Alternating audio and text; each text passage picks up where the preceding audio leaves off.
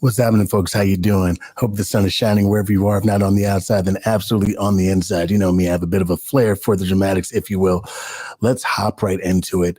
And why we're having a discussion about this and why I believe it can help you, whether you are an introvert or not.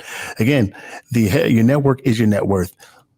Oftentimes people share quotes, but don't give them proper context. We don't understand, part of building your network is having the ability to communicate with people in a way that they understand, either from stage, in person, in groups, and social settings. It's a muscle that we all must work. And again, as I've said this in a post, across social media and on my blog, most people are really bad at networking. They just have money to mask it. Okay. That's typically what happens. People we may assume that people who have money are good at networking. Well, no, the fact is they just may have money, and that's okay. It doesn't make them bad. But if that's not your situation, then it would be best that you build that skill set into your life, into your ability to communicate with people on a regular basis. And what's also beautiful is this is going to work across the board. Yes, obviously, this is specifically for conferences, but we can discuss a little bit more about how this can work in different settings, social settings, gatherings, at home even. I believe that public speaking is the greatest sport of all time. It's the greatest sport of all time. You can practice it anywhere, at any time, with anyone doing anything. And it can just be you. You can be by yourself. You can get the reps in. This is a public speaking rep. Some things that you all hear me say right now or on video, you will also hear me say on stage. So it's important to teach what we know, teach what we learn, and then we become better at it. This is now a part of my DNA fabric, being able to deliver in a way where you can understand it clearly. I'm not interested in speaking in a foreign language to you as it pertains to speaking and being better at networking, okay? So again, this is where you step away from everyone else, okay? That's what I need you to understand. Now, if you consider yourself an introvert, sometimes I push back on the word introvert or shy, because if you talk to someone in your family, most people's family would not say they were an introvert. That's just a word that we use when we're really uncomfortable in settings or around people. Oh, I'm shy. Oh, I'm an introvert. No, you're just really insecure about your surroundings, so you're talking less. That's often what the case is. And none of us are above that. That happens with most people as we kind of feel out situations and circumstances. But typically, if you are in an elevated position, then you are more comfortable.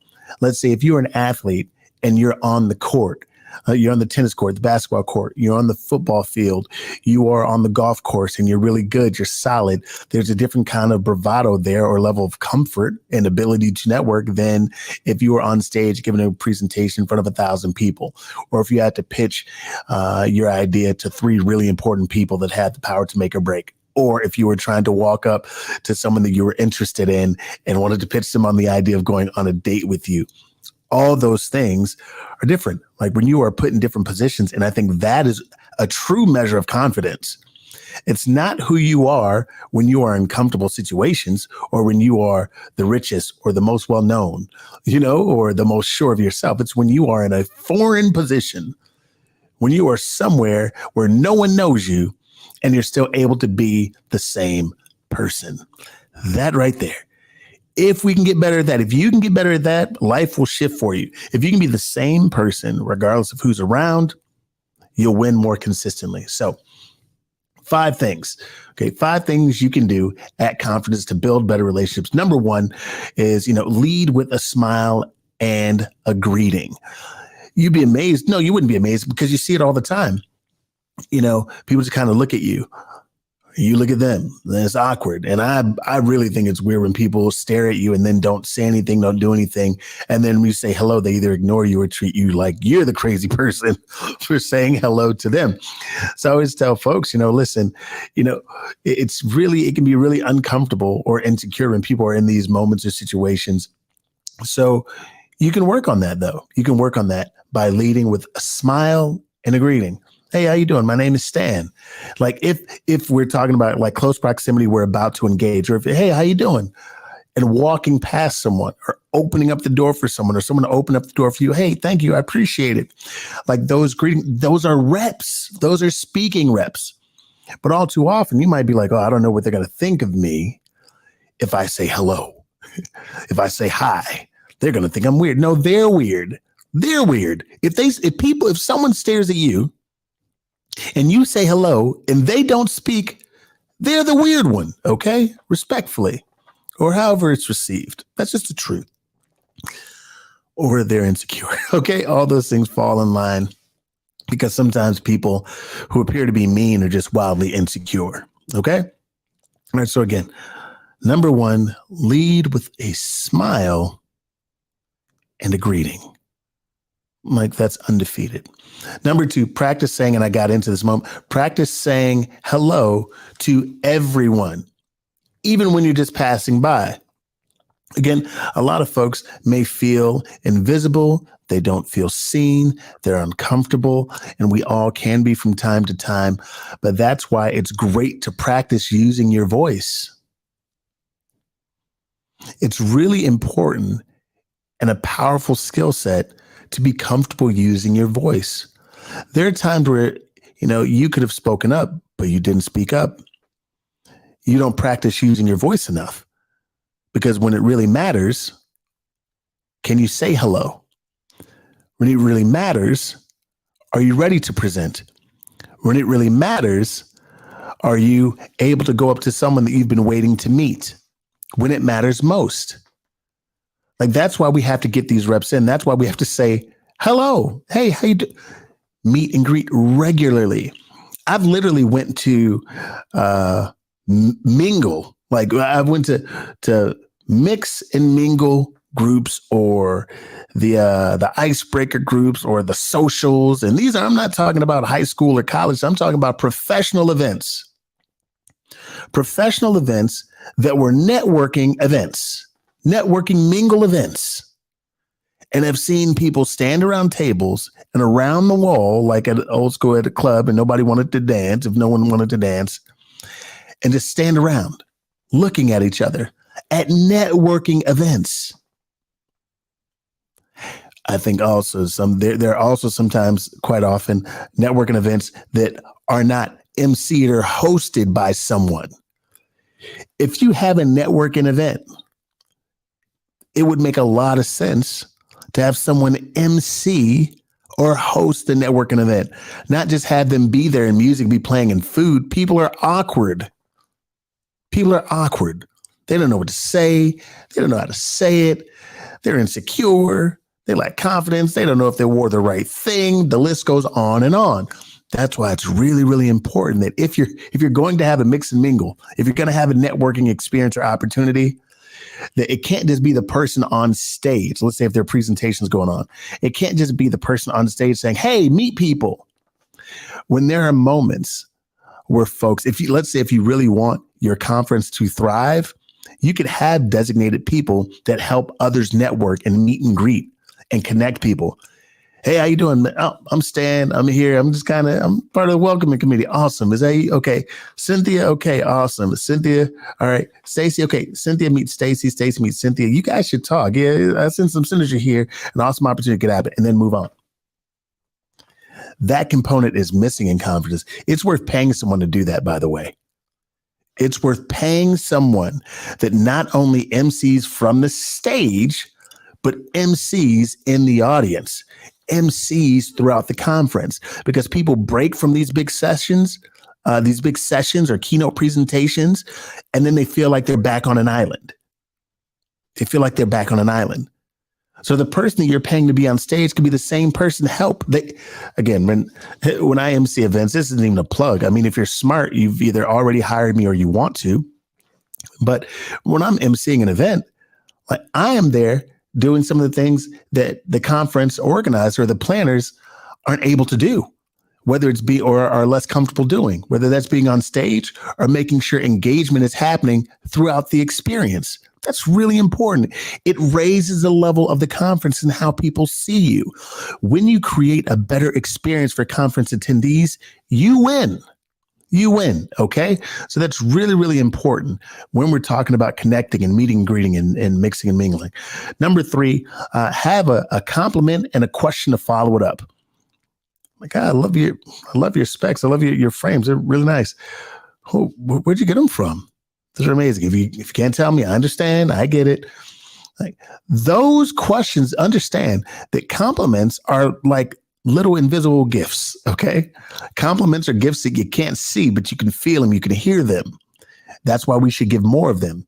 Compliments don't cost you anything. People love receiving gifts. They do, especially when presented in the right way. When you present a compliment in a proper way, people will enjoy receiving it and then have a follow-up question to that.